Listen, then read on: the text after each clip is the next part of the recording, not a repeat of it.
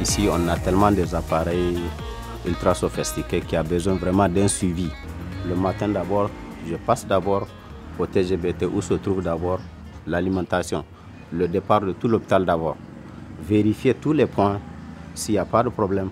Je passe au niveau du groupe électrogène. Je vérifie d'abord le niveau d'eau, huile et voir la tension. Je vérifie si tout est bon. Je sors et puis je fais le tour de l'hôpital pour vérifier aussi dans les salles. Parce que dans les salles, il y a des appareils, il y a des concentrateurs, des trucs qui sont sur des patients. Et il faut les vérifier, voir est-ce que la production est bonne.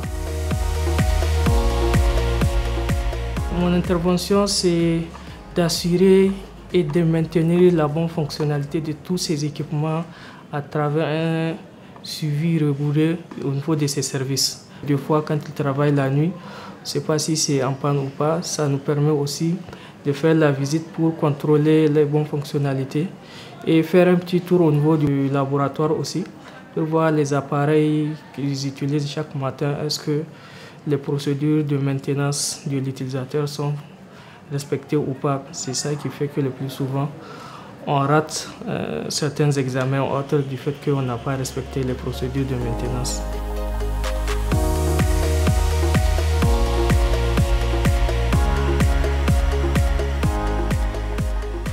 La maintenance, c'est d'abord une maintenance préventive, si je peux le dire. C'est pour prévoir et pour voir si les appareils-là, si je peux vraiment les tenir en bon état de fonctionnement chaque matin que Dieu fait, pour vraiment assurer le suivi et pour que les malades, les patients là qu'on accueille ici sortent vraiment guéris et satisfaits. Qu'on ne dit pas qu'on n'a pas pu faire un examen parce que l'appareil ne fonctionne pas ou bien c'est tombé en panne. Non, c'est ce que je ne voulais pas. Donc c'est pour cela, chaque matin, je passe dans les salles, je vérifie d'abord, voir si ça a besoin d'une maintenance ou bien d'une maintenance préventive ou bien quoi que ce soit.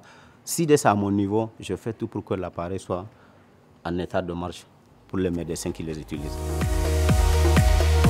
C'est suite à l'avènement de l'intervention du PAS qu'on a su cette nouvelle possibilité de prendre en charge la maintenance. Ce protocole de maintenance nous définit tout ce qui est intervention, tout ce qui est respect, tout ce qui est conception de l'appareil en tant que tel. Donc ce protocole-là, il est établi en fonction du constructeur, ce qu'il demande.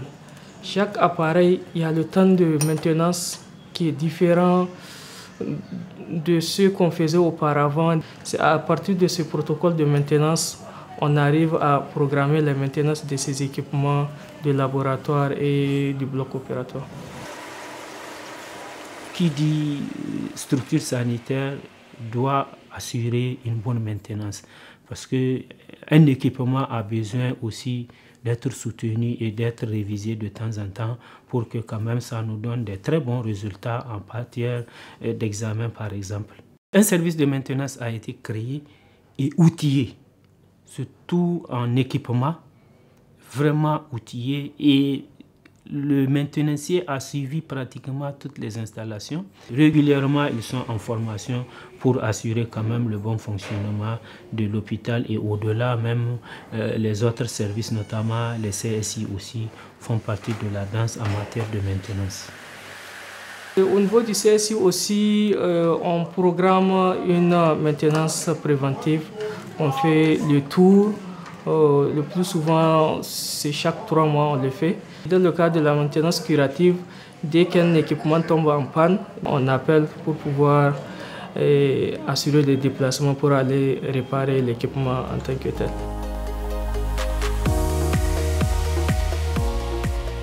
Ce château a été placé pour pouvoir répondre aux besoins de chute de pression, puisque certains équipements sont tellement sensibles à la baisse de pression. Donc c'est pour cela on a jugé utile d'installer un château d'eau pour pallier à ce problème de pression au niveau de l'hôpital.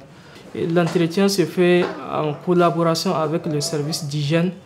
Eux aussi de leur côté, ils peuvent regarder la qualité d'eau à travers un lavage qu'on fait chaque 2 mois ou 3 mois.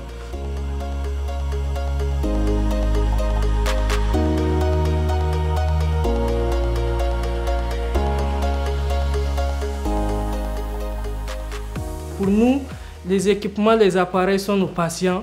À chaque fois, on les suit de trop près par rapport à leur état de fonctionnement, puisque dans la nouvelle mise, on suit les appareils. Il y a des fiches historiques qu'on fait pour le suivi.